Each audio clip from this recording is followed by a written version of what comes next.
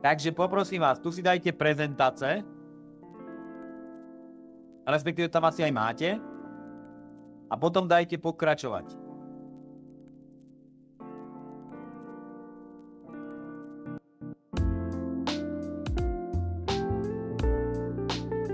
Prvá vec, čo si odkontrolujte, či tu dole máte nastavené, že 10 kariet chcete vytvoriť.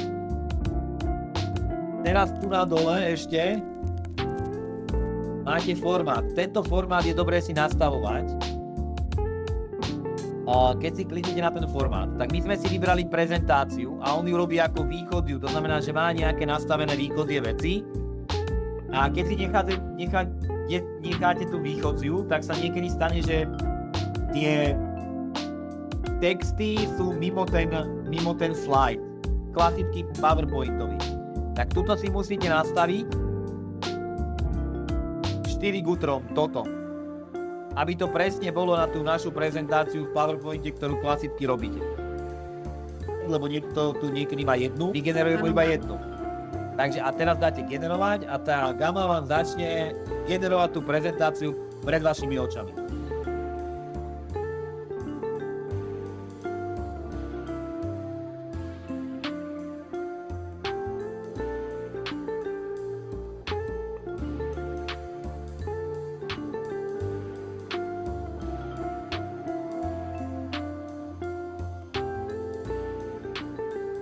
Tak a teraz tí, ktorí pracujete na tých prezentáciách, ešte sa vyjadrí, či toto, čo tvorí teraz aktuálne pred vami,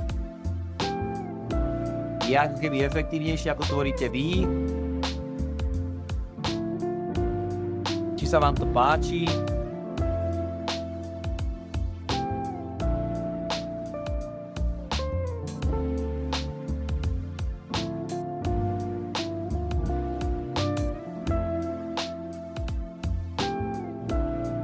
Vyzerá to super. Vyzerá to výborne. Ja som ani povedal, že sme na Slovensku. Vidíte, on to tam automaticky dal nejako. Tuto sú nejakí, kto môže získať príspevok.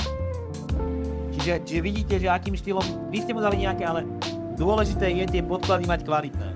Takže to ozaj tie podklady musia byť dobré alebo kvalitné.